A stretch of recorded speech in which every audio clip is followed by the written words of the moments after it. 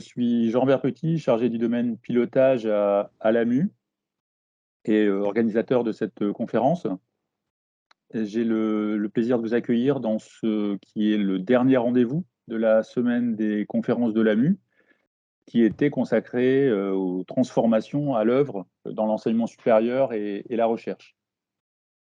Nous sommes ensemble 1 heure et pour clore cette semaine des conférences, j'ai demandé à Bernard Disembourg, que vous serez certainement nombreux à connaître, inspecteur général, ancien président de Paris 12, de la commu Université Paris-Est et consultant également à France Université.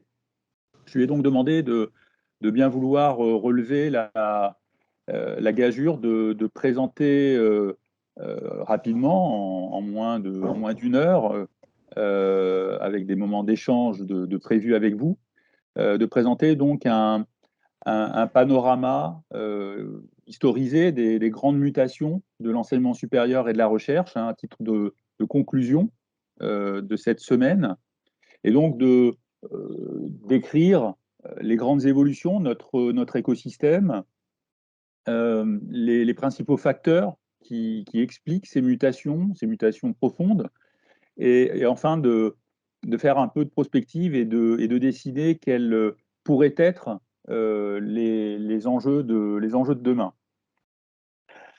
Il a accepté de se livrer à cet exercice difficile et je l'en remercie très sincèrement.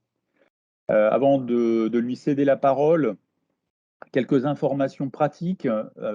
Vous aurez noté un bandeau bleu à l'écran qui vous indique que cette conférence, comme les précédentes, sont enregistrées. Les replays seront disponibles très vite, normalement demain, sur le site de l'AMU. Donc, pour celles et ceux qui ne souhaiteraient pas apparaître à l'écran, merci de couper votre caméra. À tous, merci de bien couper votre micro pour éviter les bruits parasites. Micro que, en revanche, on vous invite évidemment à rallumer lorsque viendront les moments d'échange avec vous, c'est-à-dire à 2 reprises lors de cette intervention, grosso modo au milieu de l'intervention, et puis à l'issue de cette intervention. Dans les 2 cas, je reprendrai la parole et je vous inviterai donc à poser des questions, réagir, témoigner. Voilà pour les informations pratiques, voilà pour ces quelques mots d'introduction. Maintenant, Bernard, je te cède la parole. Ok, bonjour à toutes et à tous. Donc, je vais essayer de répondre à la demande de Jean-Robert. Je vais essayer de faire le lien en fait entre une approche du passé, mais j'ai fait le choix de prendre quand même le passé relativement récent, de remonter un petit peu en amont de la LRU, en particulier à la période LOLF, LRU, PIA, enfin, etc., qui au fond sont toutes les dernières phases de transformation qu'on a vécues dans les établissements, et puis ensuite de m'interroger un petit peu sur les projections qu'on peut essayer de faire dans les évolutions futures, qui sera le deuxième temps d'intervention. En essayant de montrer un petit peu ce que sont à la fois les continuités, les ruptures, et avec un choix que j'ai fait qui est de m'intéresser à la fois aux activités académiques, formation, recherche, enfin, etc., comment ça s'est transformé, mais aussi aux fonctions soutien, support, et surtout au mode d'articulation entre les deux, qui me semble un élément intéressant, c'est-à-dire comment les choses se sont passées dans les accroches respectives entre ces deux types d'activités qui contribuent à la vie de nos établissements, quels sont les modes d'articulation, et en particulier aussi d'essayer de donner des éléments de réflexion sur la façon dont les modes de régulation interne ont bougé et risquent de bouger dans les années à venir, en particulier sur une question que je crois relativement importante et qui est toujours un petit peu au centre des débats dans le fonctionnement des universités, entre le centre et ce que j'appelle les périphéries, sur lequel je reviendrai plus tard. Donc, d'abord, regardons un petit peu ce qu'a été la période passée en passant à la deuxième diapo. Alors, la première point sur lequel je voudrais insister, c'est qu'il y a eu un début d'évolution qui, pour moi, est une évolution qui était relativement importante avant la LRU, c'est la période LOLF. La période loi organique de la loi de finances qui, en fait, modifie les processus de gestion budgétaire et de vision des activités dans les établissements, dans l'ensemble de l'État, pas uniquement sur les universités, mais il y a des entrées d'application relativement développées à l'époque dans les établissements, qui correspondent en fait au fait qu'on a plusieurs types de logiques. Une logique qui est une logique d'évaluation externe qu'on connaissait dans les universités, mais qui va se développer avec la mise en place de l'AERS qui deviendra ensuite l'HCERS. Donc ça, c'est pour les activités académiques. Mais on a en même temps porté par la LOLF une volonté de développer une approche des activités, de toutes les activités, dans tous les établissements publics, les organisations publiques, etc., mais c'est vrai dans les universités, de regarder la qualité des missions, pas simplement sur le point de ce qu'elles rendent vis-à-vis de l'usager, mais de les regarder en termes d'efficacité, d'efficience et de pilotage par les résultats. Et ça existait un petit peu avant la LOLF, mais là, la LOLF met de façon très, très importante la focale là-dessus, hein, pilotage par les résultats. Ça, c'est vrai à la fois pour les fonctions académiques, hein, en particulier pilotage par les résultats pour les formations, par exemple, ou pour la qualité de la recherche, mais très fortement aussi pour les fonctions support et soutien. Ce qui veut dire d'ailleurs qu'à l'époque, on a pour les fonctions support et soutien trois dynamiques qui s'enclenchent ou qui s'accélèrent à partir de ce moment-là. Une approche efficacité-coût, hein, beaucoup plus importante que ce qu'on avait auparavant, en particulier dans le regard du ministère vis-à-vis des établissements. Hein, quelle est l'efficacité et le coût des fonctions support et soutien? Il y a d'ailleurs à ce moment-là ce qui sera repris ensuite un peu plus tard par la revue générale des politiques publiques, des analyses de la pertinence d'un certain nombre de développements des fonctions soutien et support.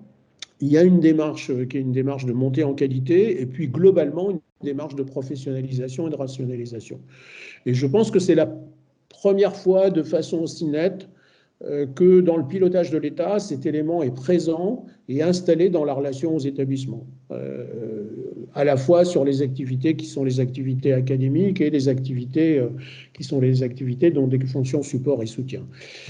Ce qu'on peut constater, un point important, c'est que en revanche, les activités académiques et les fonctions support et soutien sont pensées assez séparément. Elles répondent à des logiques elles ont les mêmes logiques d'efficience et d'efficacité, mais on se pose assez peu la question de, finalement, par exemple, la modification des activités académiques, qu'est-ce que ça implique pour les fonctions soutien et support, qu'est-ce que ça a comme impact sur le changement, etc.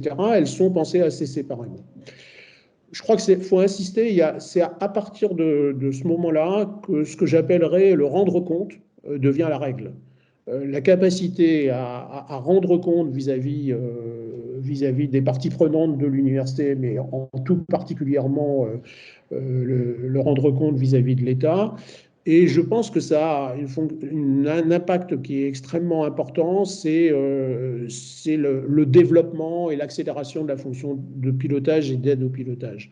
C'en est vraiment la traduction. Ça existe avant, mais ça occupe à partir de ce moment-là une place beaucoup plus centrale. Et d'ailleurs, les services d'aide au pilotage, à partir de ce moment-là, commencent à s'étoffer dans les établissements. Donc ça, c'est la période qui est antérieure à la LRU.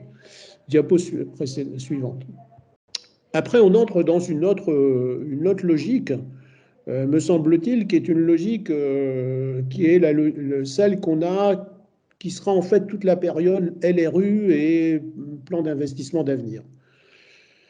Là, on est dans un moment où les variables qui impulsent les modifications, qui entraînent le regard de la part des politiques publiques sur la façon dont il faut transformer l'enseignement supérieur, c'est vraiment la prise de conscience d'une accélération de la globalisation de l'enseignement supérieur et de la recherche, de la compétition internationale, du lien entre les activités académiques et la compétition économique.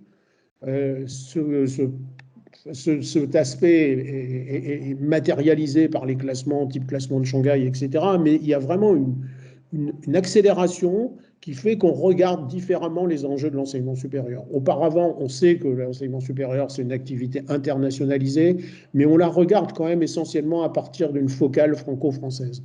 À partir de ce moment-là, on a notre regard qui est de se dire finalement comment pèse effectivement l'enseignement supérieur en France, quelle est son efficacité. Et en particulier, on a des raisonnements en termes d'attractivité, de taille critique et un début de réflexion qui va s'accentuer sur la différenciation des établissements.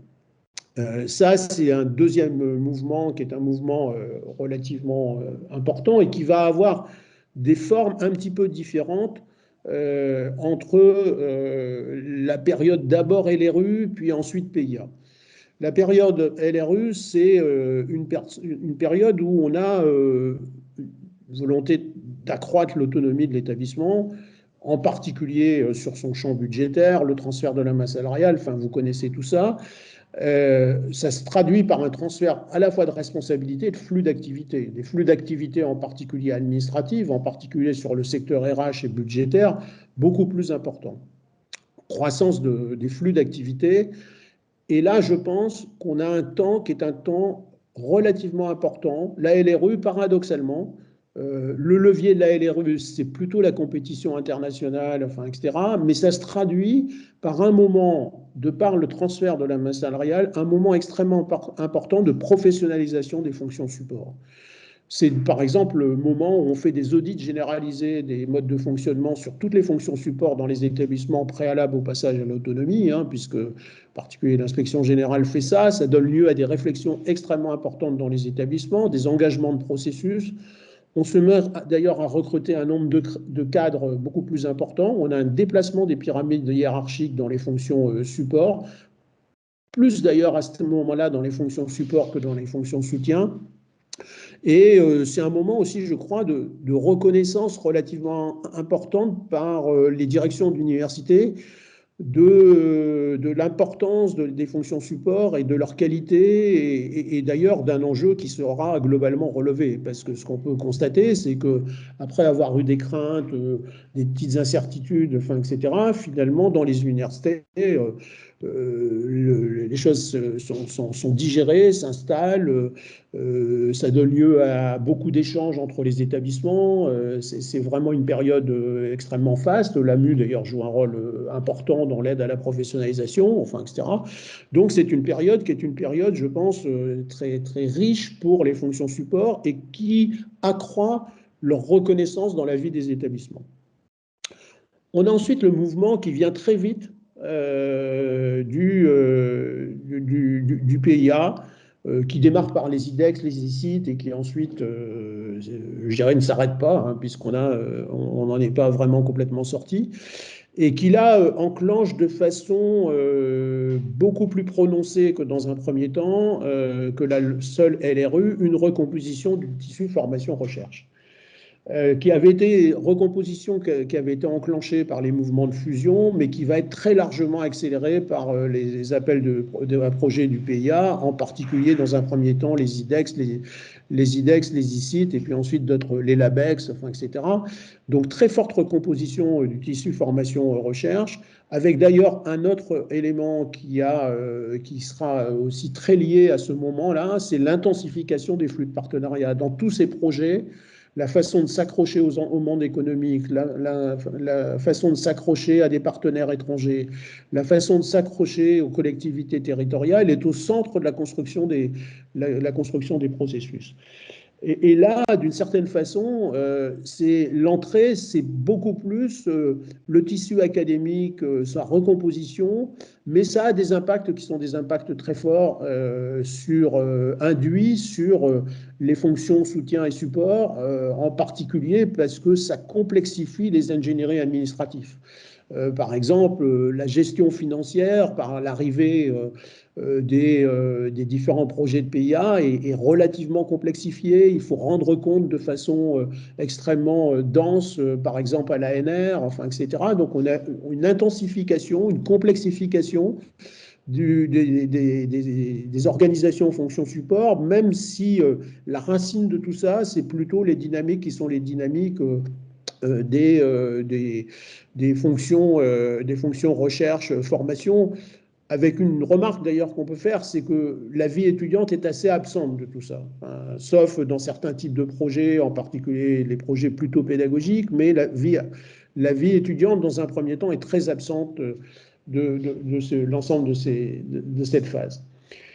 Ce qu'on peut constater, c'est que là encore, on franchit encore une étape dans le rendre compte.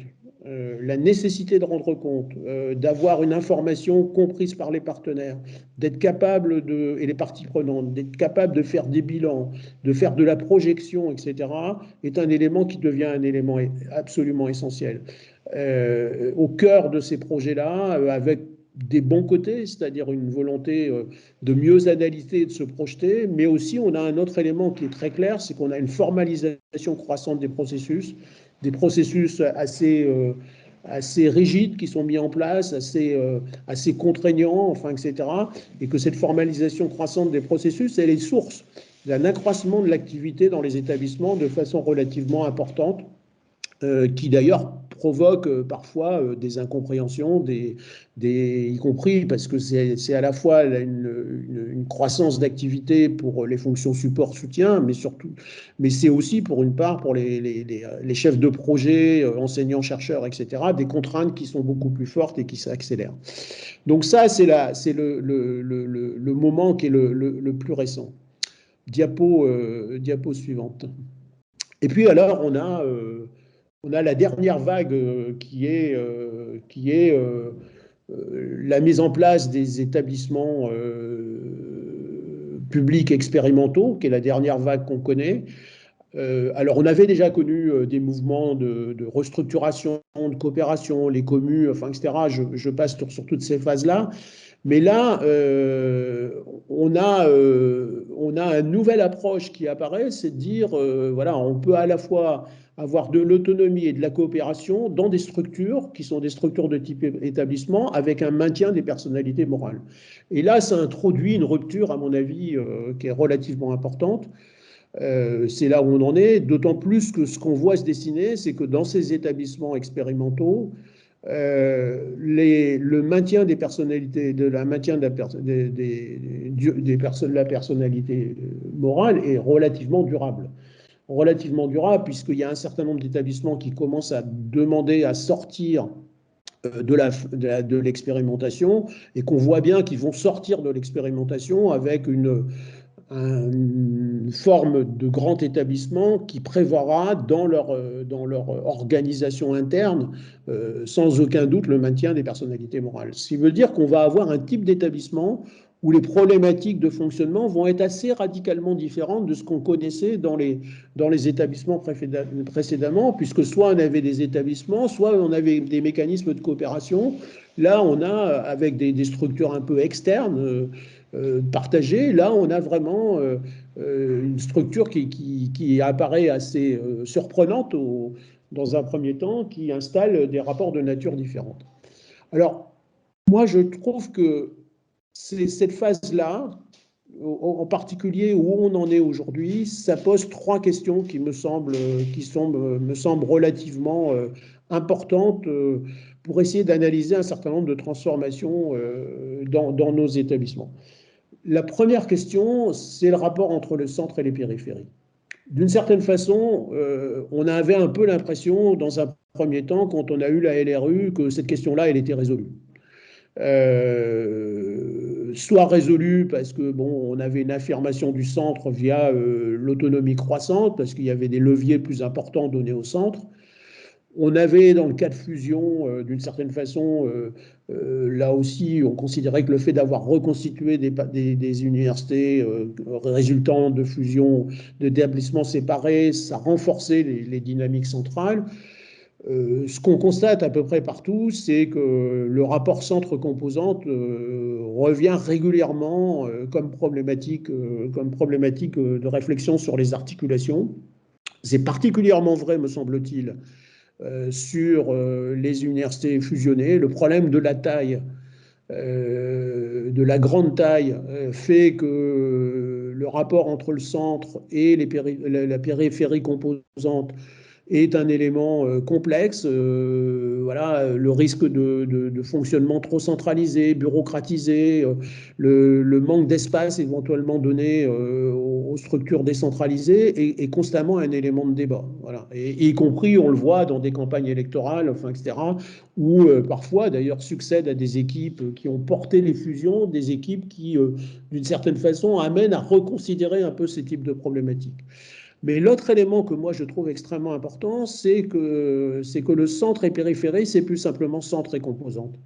Ces centres et d'autres types de périphéries, en particulier, on voit dans beaucoup d'établissements une problématique qui est relativement compliquée à réguler, qui est la régulation entre ceux qui sont dans les projets de type PIA et ceux qui n'y sont pas.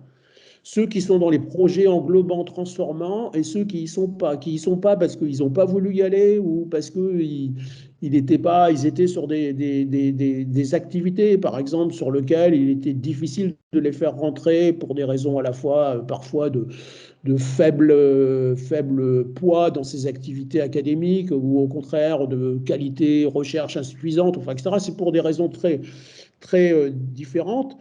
Et cette régulation-là, elle devient extrêmement complexe. Elle devient très complexe, par exemple, sur le plan budgétaire, parce qu'on a, y compris souvent, des outils budgétaires qui peinent à rendre compte de cette complexité. Elle est très complexe sur le plan de la ressource humaine et la gestion de la ressource humaine, avec une différenciation assez marquée parfois entre les modes de recrutement, entre le cœur transformant et ce qui n'est pas dans ce cœur transformant. Mais elle est aussi compliquée à articuler dans les fonctions de formation, de recherche, enfin, etc.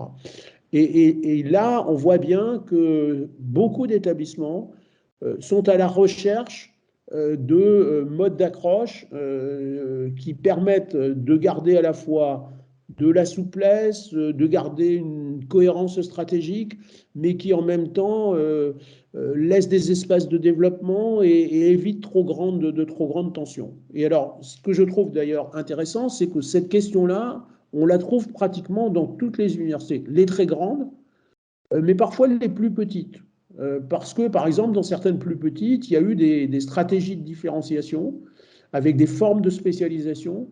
La forme de spécialisation, elle concerne une partie des activités, une part parfois importante, mais pas toutes les activités de l'université, et qu'on a, bien que la taille soit petite, on peut se dire c'est facile à réguler, on voit apparaître cette difficulté.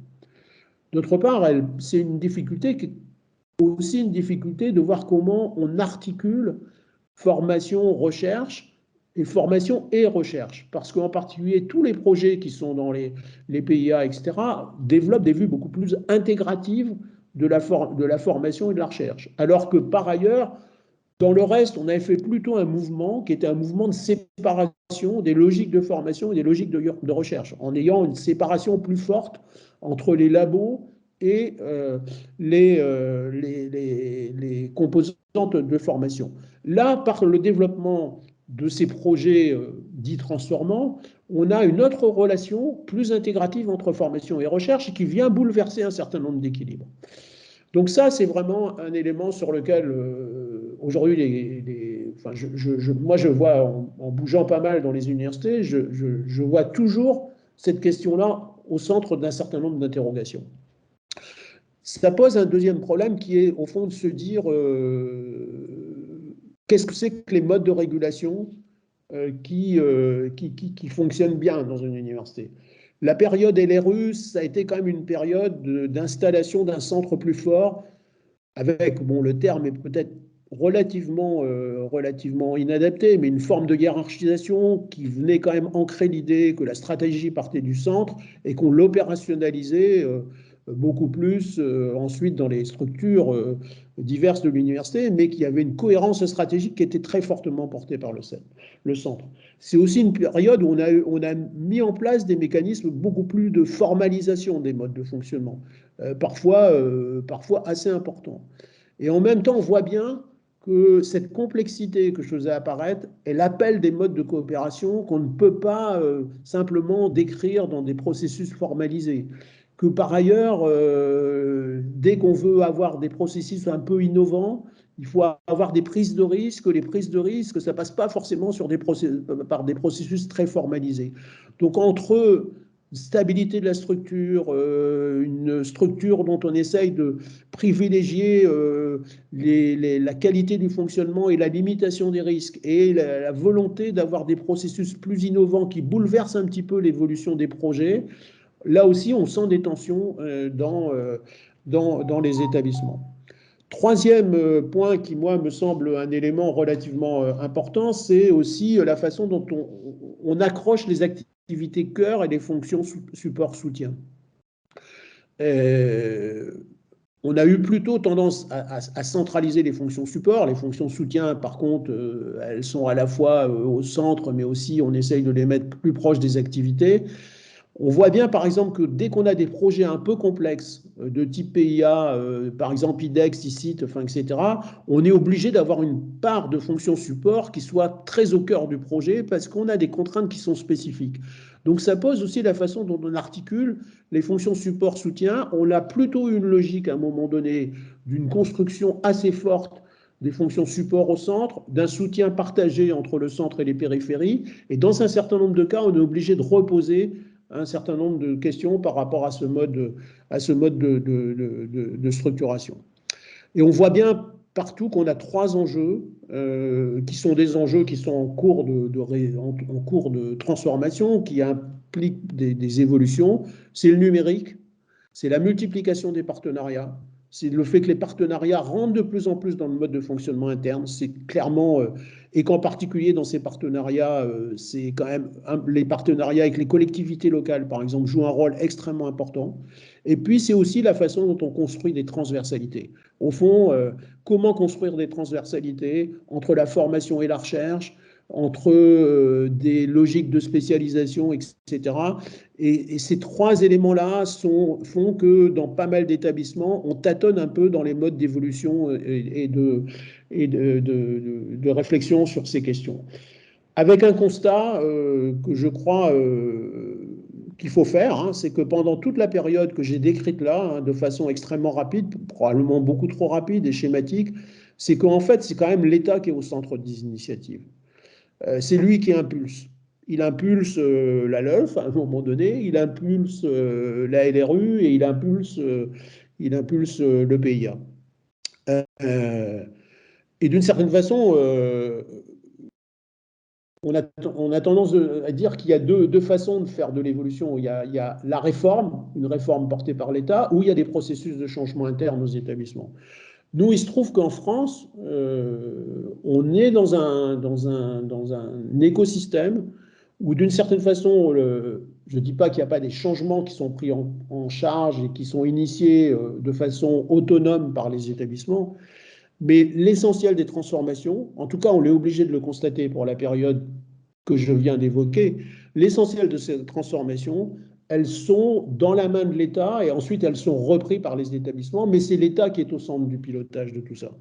Et la question qu'on peut se poser, c'est est-ce que ça sera toujours comme ça? Est-ce qu'on est un cas particulier? En tout cas, par rapport à d'autres pays européens, la place de l'État est beaucoup plus forte dans l'impulsion, même si on a eu des mouvements d'impulsion un peu partout, mais elle est beaucoup plus forte. Et ce qu'on peut dire d'ailleurs, c'est que d'une certaine façon, les vagues d'impulsion de l'État se sont superposées les unes par rapport aux autres. On a eu des vagues constantes, avec d'ailleurs probablement un peu des effets d'épuisement, enfin, etc., dans le tissu des établissements, que ça c'était certainement une chance, que ça a eu des effets transformants, mais on peut se poser la question de ce qui peut se passer pour les années à venir. Voilà, pour cette première phase d'intervention, peut-être trop courte d'ailleurs, je ne sais pas si j'ai tenu le temps ou dépassé, ou etc., je n'ai pas trop fait attention. Tu as dépassé un petit peu, Bernard. Mais c'était très intéressant. Alors, je vous propose effectivement de prendre quelques questions, et puis on se projettera avec Bernard Disembourg donc, dans les enjeux à venir. Alors, qui va intervenir?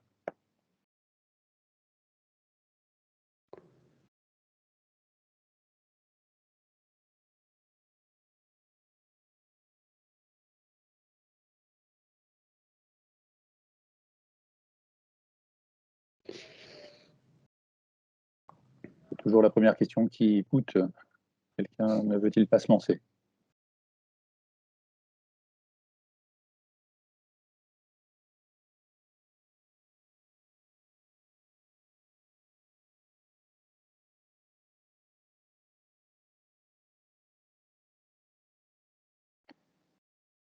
Alors, Bernard, moi j'ai une question. Tu as un petit peu effleuré ce point en guise de conclusion de cette première partie.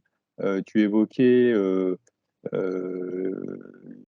les expériences dans d'autres pays européens.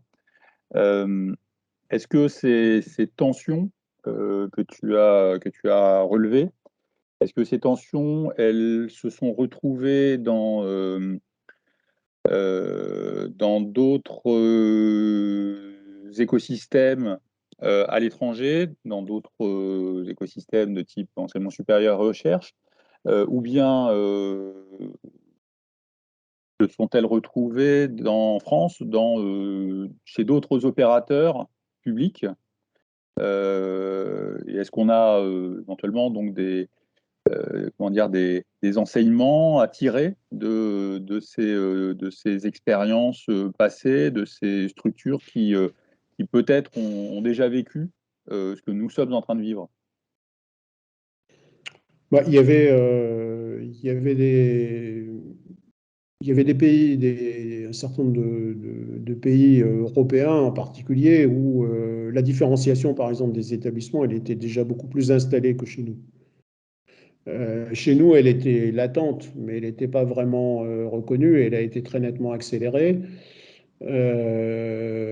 D'autre part, il y a aussi des pays pour lesquels les partenariats avec le tissu économique ou les partenariats avec les collectivités locales jouent un rôle plus important que chez nous, où on a, nous, une accélération sur ces processus. Voilà. Après,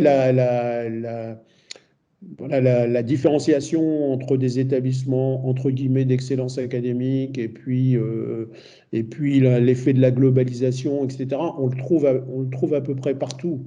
Ce qu'on trouve moins probablement, c'est le fait passer cette première phase ce qu'on a connu sous les IDEX et peut-être ensuite les ICIT, on le voit à peu près dans beaucoup de pays européens, on l'a connu en Allemagne, en Espagne, etc.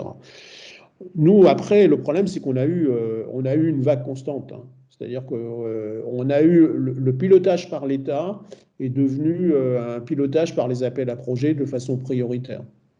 Et c'est quelque chose qui nous caractérise quand même assez fortement. Voilà, c'est-à-dire que, d'une certaine façon, on a eu un mouvement de réforme relativement important à LRU, début du PIA, qu'on connaît à peu près partout. Les établissements LRU, moins, parce que beaucoup d'établissements étaient plus autonomes, en tout cas sur les pays européens les plus développés. Mais on n'a pas forcément connu voilà, ces phénomènes d'appel à projets relativement tout azimut concernant des champs relativement importants, voilà, qui ensuite posent des problèmes de mise en cohérence au sein des établissements, quoi. Enfin, je pense que le problème, c'est que on a de plus en plus d'appels à projets qui posent le fait de savoir comment on articule au sein des établissements ces appels à projets par rapport aux dynamiques globales. Enfin, je crois que ça, c'est devenu un élément qui, probablement chez nous, occupe une place relativement importante. plus importante qu'ailleurs et qui fait que c'est un élément, à la fois ça amène des ressources, ça fait bouger les choses, etc. Mais ça amène de la complexité dans la gestion, que ce soit la gestion académique, que ce soit la gestion des fonctions support et soutien. Donc voilà. Après, ce qu'on peut aussi remarquer, ce que j'ai quand même peu évoqué, mais c'est que dans toutes ces évolutions, finalement, il a fallu attendre la période Covid pour que la vie étudiante soit au centre. Ça a été peu un élément pris en compte dans les phases précédentes. Voilà, donc il y a un certain nombre de choses qu'on a connues ailleurs. On a eu à peu près partout des pilotages plus importants par des appels à projets recherche, enfin, etc. Voilà, des mises en place d'initiatives d'excellence, mais avec une tonalité beaucoup moins développée que ce qu'on a connu chez nous. Et chez nous, alors on voit souvent un des éléments qui est le constat, c'est la différenciation des établissements. Mais ce qu'on peut dire, c'est que la différenciation, elle n'est pas simplement entre établissements, il y a une différenciation à l'intérieur des établissements. Et ce qui n'est pas, voilà, ce qui n'est pas anormal, mais ça veut dire que quand on a des différenciations comme ça à l'intérieur des établissements, avec des logiques un peu différentes qui existaient avant, mais qui sont probablement plus accrues, les problèmes de recherche de cohérence et d'intégration, de mise en complémentarité, etc., ça devient plus complexe. Voilà, ça devient plus complexe. Et c'est à la fois un enjeu qui est un enjeu technique, pour partie, de savoir bien par exemple, c'est évident qu'un processus budgétaire classique rend compte de façon très imparfaite aujourd'hui de ce qu'est cette complexité. Mais c'est aussi une complexité qui est une complexité managériale sur le plan stratégique, etc. Je vois qu'il y a une question. Oui, il y a une question donc de Elsa. Vous avez la parole. Oui, bonjour, Elsa Sabot de l'Université de Saint-Étienne. J'ai une question parce que vous parlez du rôle de l'État et j'aimerais savoir, est-ce qu'on peut aujourd'hui faire un bilan des établissements expérimentaux? Quelle est votre analyse? Parce que c'est effectivement des sujets qui ont été poussés aussi fortement par l'État. Donc, est-ce que le bilan est plutôt positif? Quel bilan on peut en tirer? Enfin, de mon point de vue, faire un bilan, c'est trop récent. Voilà, je pense qu'on n'a pas encore de retour. C'est un nombre d'années quand même relativement restreinte. Alors, juste une remarque, ce qu'on voit, c'est qu'un certain nombre d'établissements demandent dès maintenant de basculer dans une structure pérenne, que pour un certain nombre d'établissements, le fait d'être en expérimental est vécu comme quelque chose de pénalisant. Ils veulent basculer dans des structures définitives. Voilà, ce que je disais, c'est qu'un certain nombre de ces établissements, je ne les ai pas regardés tous, mais j'en connais un certain nombre pour des raisons différentes, sont plutôt en train d'essayer de maintenir d'ailleurs le fait qu'il y ait des personnalités morales qui restent inclus dans le fonctionnement des établissements. Il y a une chose qu'on voit, c'est que ça oblige à poser autrement les modes de régulation interne. Si vous avez des composantes, bon, vous pouvez. Je pense que de toute façon, il y a toujours une tension entre le centre et les composantes, mais voilà, vous pouvez avoir des processus qui sont formalisés, qui permettent voilà, d'avoir une structure plus directive. Quand vous avez un maintien de personnalité morale, avec des personnalités morales parfois extrêmes, des établissements qui sont de taille extrêmement différente, de vocation extrêmement différente, et puis il y a un cœur qui, lui, est complètement intégré dans l'établissement porteur, là, vous êtes obligé d'inventer notre mode de gouvernance. Et ce que je constate plutôt, hein, c'est une hypothèse que je fais, mais je ne la fais pas complètement au hasard, hein, parce qu'il se trouve que j'ai travaillé sur un de ces établissements un peu en détail, enfin au moins deux d'ailleurs, c'est que ça oblige à inventer des modes de coopération, des modes de fonctionnement qui sont beaucoup plus sur des processus coopératifs que des processus formalisés. Et on est presque dans une hypothèse d'avoir plus des stratégies communes qu'une stratégie unique. Et que ça, d'ailleurs, ça joue aussi bien, le constat que j'aurais tendance à faire, c'est que ça joue aussi bien sur les fonctions soutien-support que sur les activités de nature académique. Parce que, par exemple, il restera dans les établissements qui ont des personnalités morales, qui d'ailleurs parfois appartiennent à des ministères différents, donc qui n'ont pas les mêmes règles. Il faut maintenir une fonction gestion financière au sein de l'établissement, on ne peut pas complètement la centraliser, enfin, etc. Et donc, ça veut dire qu'il faut trouver d'autres modes de dynamisme. Et c'est plutôt l'analyse que moi je fais. Voilà. Donc, c'est que on va probablement aller vers le maintien durable des personnalités morales et que ça va obliger à inventer autre chose. Mais voilà, c'est plutôt des perceptions. En tout cas, les questions, elles se posent vraiment. Mais d'une certaine façon, ça renvoie quand même. Bon, il se trouve que je connais assez bien une université fusionnée, hein, en particulier d'assez grande taille, malgré le fait que c'est juridiquement plus simple. Dès qu'on a des tailles élevées, on se pose aussi cette question-là. Donc voilà. Donc, et moi, je trouve que ça veut dire que voilà, tout n'est pas dans les processus de nature statutaire, juridique, enfin, etc. Je pense qu'en France, on a une approche qui a souvent tendance à rentrer par le statutaire et le juridique. Et d'une certaine façon, là, on était peut-être en train de se normaliser par rapport à des tas de pays européens, où en fait les règles sont beaucoup plus floues et souples et fonctionnent beaucoup plus dans des mécanismes qui sont des mécanismes de coopération, d'ajustement, enfin, etc. Je ne sais pas si je réponds à votre question. Oui, merci. Merci Bernard. Je te propose de continuer. Il est 10h47. On reprendra donc ces échanges à 18h. D'accord. Pour tenir les délais et vous libérer à 18h05.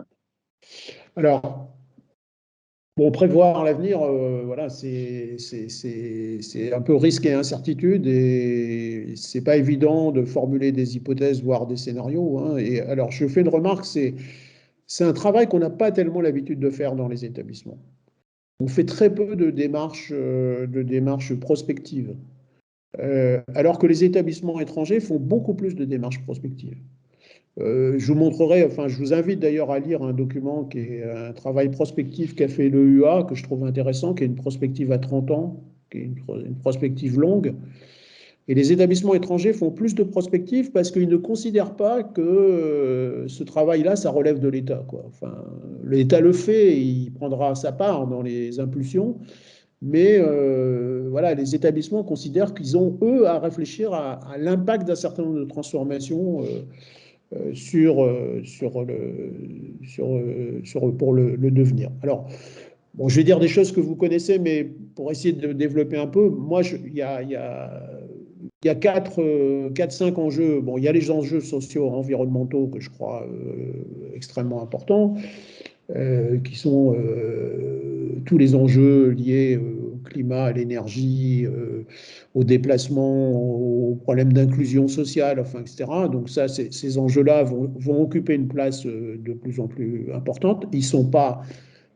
Leur prévisibilité, on sait qu'on va avoir un impact très fort, mais la capacité à avoir des scénarios d'une très grande prévisibilité n'est pas forcément totalement évidente.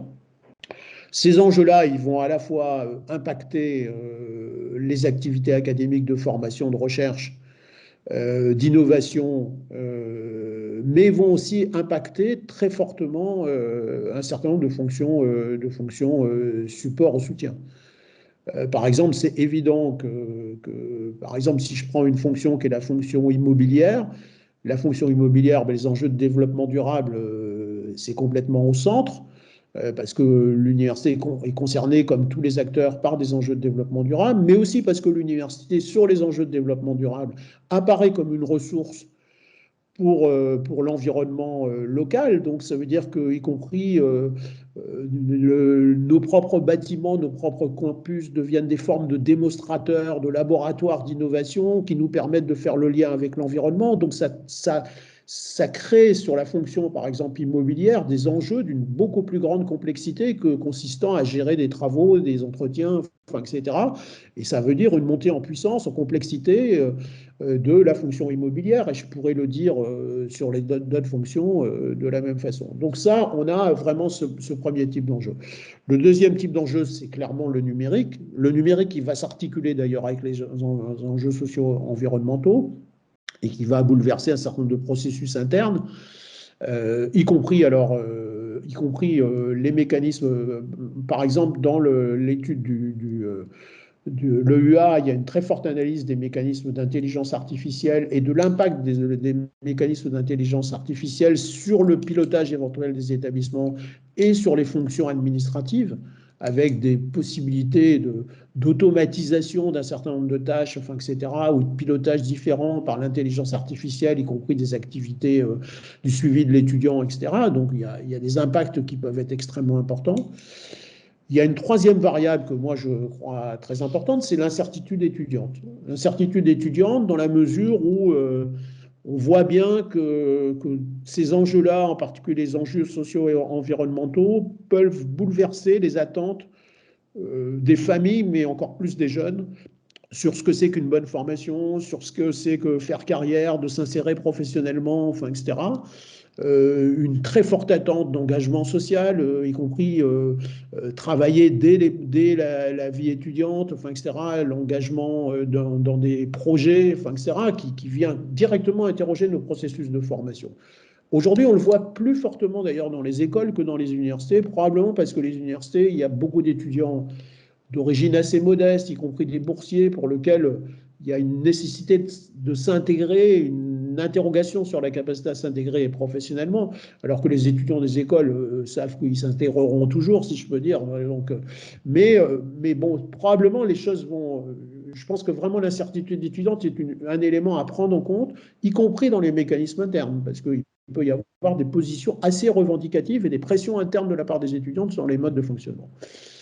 Et puis, alors moi, je pense, ça c'est une analyse qu'on n'est pas obligé de partager, mais je pense que ces enjeux-là, socio-environnementaux, numériques, les attentes des étudiants, etc., sont tellement pluridimensionnels, sont tellement à la fois certains et imprévisibles, que je pense en fait, on va se retrouver avec des tas d'acteurs qui vont intervenir sur ces processus. L'État, oui, mais il sera un acteur parmi d'autres. Et je pense que d'autres types d'acteurs vont avoir une importance croissante. Je pense que la dimension rapport au territoire est un élément extrêmement important. D'abord parce que les politiques publiques, elles devront sur ces enjeux-là se décliner territorialement, mais parce que aussi le territoire, c'est des lieux d'expérimentation, c'est des ressources, enfin, etc. Donc je pense que le rapport avec le tissu économique local, les collectivités locales, etc., ça va être un élément qui va devenir de plus en plus important et sur lequel il y a une attente très très forte, peut-être d'ailleurs surdimensionnée par rapport aux établissements, à nos établissements, nos universités, nos écoles. Et puis, il y a d'autres acteurs. Par exemple, moi, il y a des acteurs que je vois bien jouer un rôle de plus en plus important sur tout ça. C'est tous les ONG et tous les nouvelles ONG, qui d'ailleurs sont des acteurs de plus en plus internationalisés. Et sur lequel je fais un constat d'ailleurs, c'est que les universités en France travaillent peu avec les ONG. Ils commencent à travailler un peu, mais assez peu. Alors que certaines sont des ONG très puissantes qui vont peser sur ces questions. Voilà. Alors, tout ça, ça veut dire quoi? Ça veut dire que d'abord, ça fait apparaître des nouveaux, entre guillemets, métiers pour l'université. Ce que j'appelle des métiers, c'est des fonctions qu'on remplit par rapport à son environnement. Ce n'est pas des métiers au sens qui fait quoi, qu'est-ce qu'on rend comme... qu'est-ce qu'on produit vis-à-vis de notre environnement? Et en particulier, je pense qu'on va avoir de plus en plus des attentes d'accompagner, de conseiller, de faire des expérimentations, des formes de recherche collaborative, etc., sur nos territoires qui vont appeler des nouveaux savoir-faire dans les universités, qui vont appeler des nouvelles articulations entre former, rechercher, transférer de la connaissance, etc. Je pense qu'on aura de plus en plus des situations qui vont articuler de façon nouvelle la fonction de formation, la façon dont les étudiants vivent leur vie étudiante, prennent des projets et l'activité de recherche avec des formes de recherche collaborative beaucoup plus importantes que ce qu'on a aujourd'hui. Par exemple, on en a beaucoup en Suisse, etc. Voilà. Donc ça, c'est un élément qui pour moi, va avoir des conséquences fortes. Et puis, on va avoir un problème des échelles territoriales pertinentes, parce qu'il y a des dimensions qui vont rester internationales. La dimension nationale, l'État va impulser des politiques publiques, mais il va y avoir une très, très forte montée en puissance du local.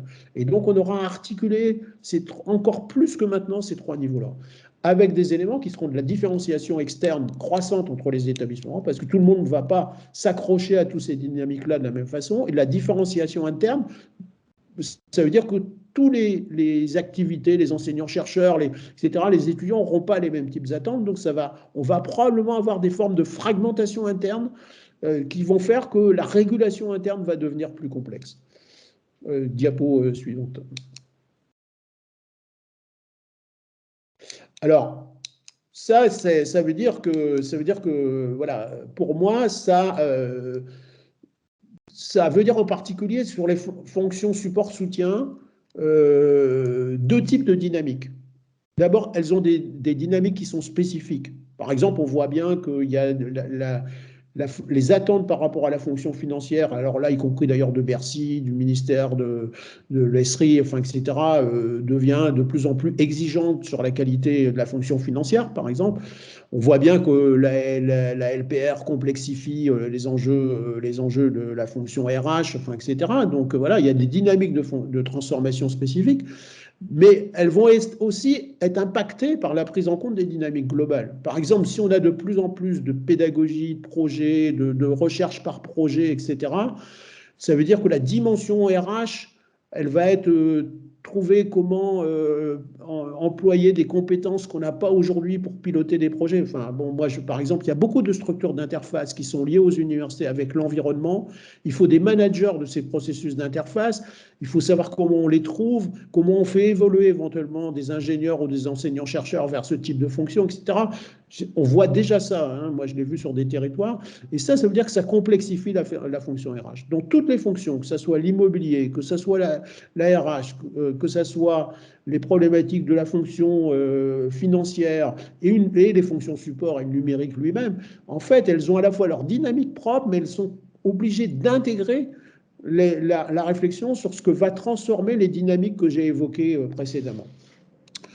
Le deuxième point, voilà, c'est qu'à mon avis, on va avoir la problématique centre-périphérie, elle va devenir de plus en plus importante, voilà, parce qu'on va avoir de plus en plus de différenciation dans les établissements. Tout le monde ne va pas avancer dans la même façon, dans la même direction.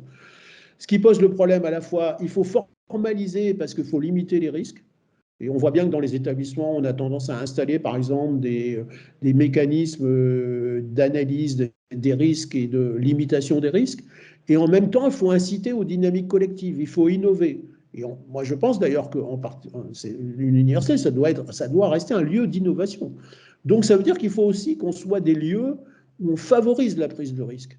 On ne peut pas être simplement des lieux où on limite les risques. On doit être des lieux d'innovation et d'innovation dans l'interne, mais dans le rapport à notre environnement. On doit favoriser cette prise de risque. Et cette tension-là, je pense que c'est une tension qui n'est pas facile à réguler en matière de management d'établissement. Ça pose, de mon point de vue, la nature des leaderships. D'autant plus que nous, en particulier sur le plan académique, on a des leaderships, on a des enseignants qui prennent des responsabilités qui ne sont pas toujours préparés à ça. Ça pose le problème de la nature de leur leadership. Mais je pense que même, par exemple, pour les cadres des fonctions support-soutien, ils vont agir dans des environnements qui sont de plus en plus compliqués, où les mécanismes de régulation ne sont pas simplement d'ordre hiérarchique, il faut d'autres types de leadership. Bon, et pour moi, le leadership, on n'est pas naturellement leader, on peut l'être plus ou moins, mais pour moi, le leadership, ça se construit, on développe ses qualités de leadership. Et dans des situations de cette nature-là, je pense qu'il faut vraiment réfléchir à la façon de développer. Voilà. Alors, pour toutes les activités, ça veut dire un enjeu de transformation des compétences collectives. Qu'est-ce qu'on sait faire dans les équipes et en commun ? Des enjeux de compétences individuelles, ça veut dire qu'il y a des personnes qui auront probablement besoin d'être formées, d'évoluer, etc. Donc comment on les forme ? Et voilà, ça veut dire un enjeu très important de formation interne. Moi, je pense que si on n'accroît pas de façon beaucoup plus forte la formation interne, on aura du mal à faire face à ces enjeux. Et puis une RH en tension grandissante, d'ailleurs j'oublie un E, entre la transformation globale, l'individualisation, avec un contexte d'attractivité en question des établissements. Parce que l'un des problèmes qu'on a, c'est que par ailleurs, on a des problèmes qui sont des problèmes d'attractivité. Donc tout ça, je pense que c'est des éléments qui vont prendre des proportions très fortes dans les années à venir. Moi, je pense une complexité croissante de la gestion de nos établissements qui supposera, je le pense, des mécanismes beaucoup plus coopératifs, beaucoup plus tournés vers les formes de leadership, bon, que je pourrais développer, mais que je développerai peut-être dans un texte que je vous enverrai, mais qui ne sont pas toujours suffisamment présentes dans nos établissements.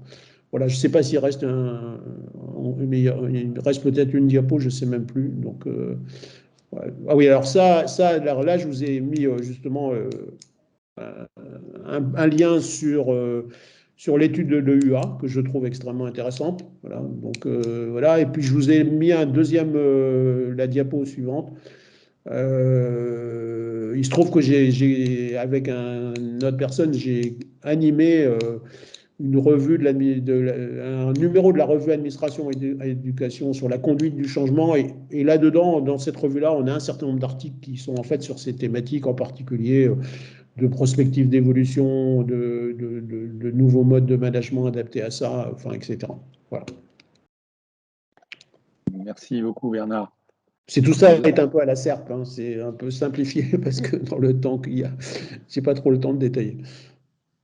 Oui, ça fait effectivement partie de la difficulté de l'exercice que de se livrer à cette conclusion de la semaine des conférences et d'essayer de résumer en moins d'une heure les nombreuses transformations qui touchent l'enseignement supérieur et la recherche.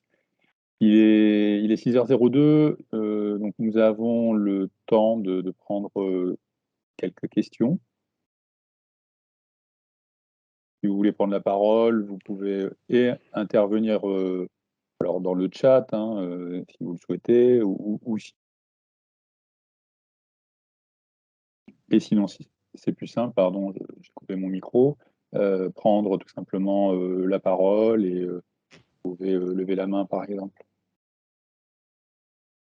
Oui, alors, monsieur ou madame, pardon, vous êtes en votre jour. C'est madame. Ah, voilà, Oui, Pascal Stankiewicz. Stankiewicz. Voilà, Voilà, il y a pardon. Paris-Sorbonne. Alors, c'est pas une question, mais effectivement, moi, je suis très intéressée sur la nature des leaderships, parce que cette tension permanente entre composantes et services centraux pose effectivement question.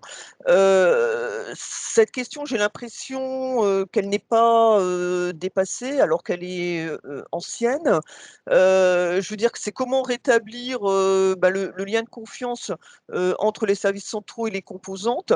Moi j'ai bien compris l'historique, loi LRU avec une montée en professionnalisation et en expertise des services centraux.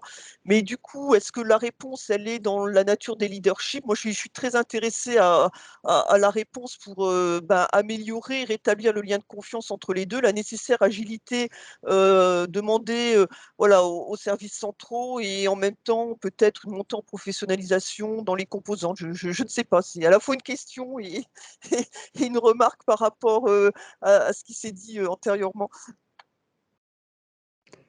Moi, je pense qu'en particulier, on peut probablement,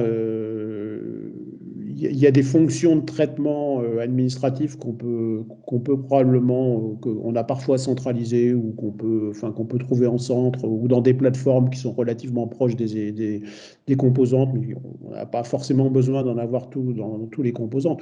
En revanche, moi, je pense qu'il faut intégrer le fait que la dimension d'initiative stratégique, elle n'est pas simplement au centre dans les universités.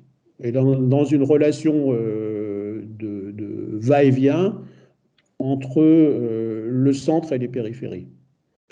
Ce n'est pas le même niveau de portage stratégique, mais les acteurs dans les structures universitaires ont des marges d'initiative stratégique. pour plein de raisons, hein.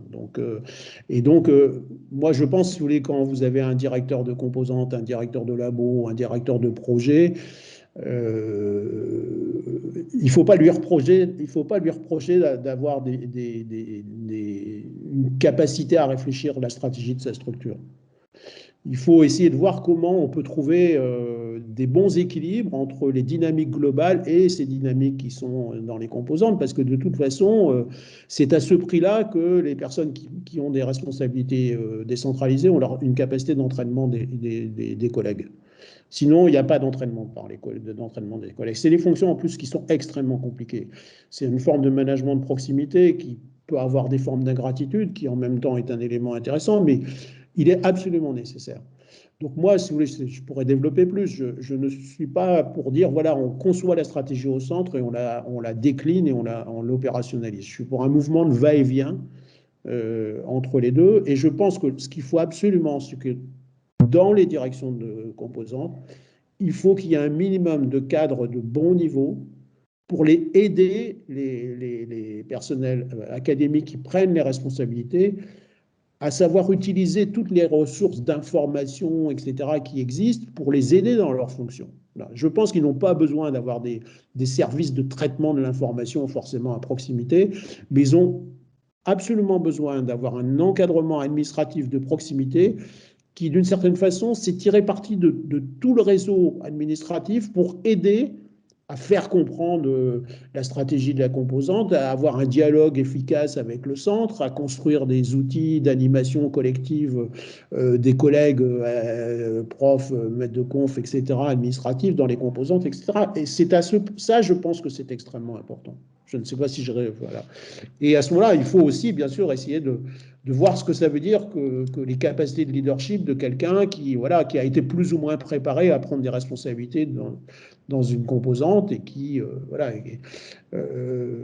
faut aider, etc., à développer ses qualités. Bon, j'ai écrit quelques éléments là-dessus, il y a pas mal de littérature, enfin, etc. Bon, je pense que c'est un élément important. Merci beaucoup. Y a-t-il une dernière question avant de nous séparer?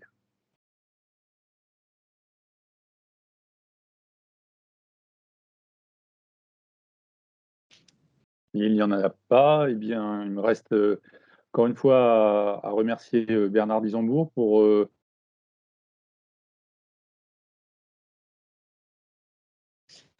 On n'entend plus.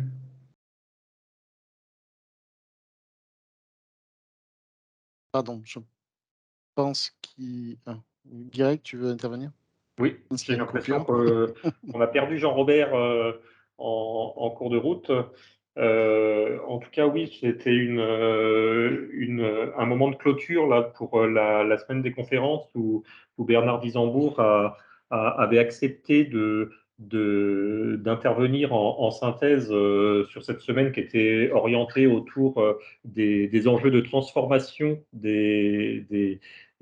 notamment des fonctions administratives, des fonctions support des établissements et de la manière dont les évolutions de l'ESR impactaient ces transformations.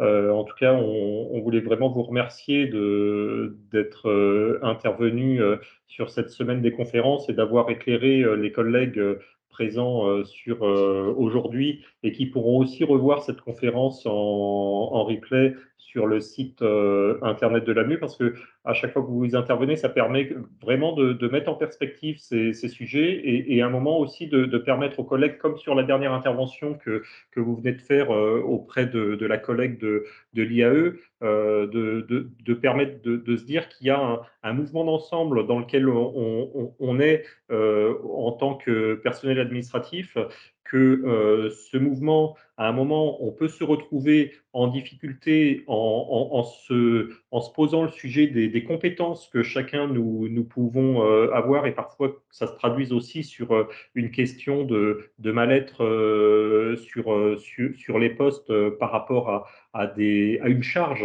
qu'on estime parfois difficilement surmontable. Et pourtant, là, l'élément que vous venez de rappeler, c'est-à-dire de continuer à avancer, de renforcer les compétences collectives et puis en même temps de se dire qu'à un moment, il ne s'agit pas de pointer du doigt telle ou telle fonction ou telle personne du fait de ses fonctions dans un établissement parce qu'on n'est pas en capacité de tout connaître, de tout maîtriser, de tout prévoir, de tout anticiper, mais que ça reste un mouvement collectif et que l'enjeu, c'est d'arriver à construire ce collectif au sein d'un établissement. C'est à chaque fois, moi je trouve que c'est à chaque fois un bol d'air qui permet à un moment de se dire, bon, bah, dans quelle dynamique on arrive à se placer et c'est très sain et très stimulant en même temps de repartir après ce type d'échange et vos interventions. Donc, merci. J'espère en tout cas qu'au niveau des collègues présents, ça aura eu le même effet et cette mise en perspective aura eu ce même effet bénéfique. Je me permets, avant de conclure, de vérifier qu'il y ait des collègues, s'il y a des collègues qui souhaitent prendre la parole pour des remarques, des réactions ou une dernière question, n'hésitez pas.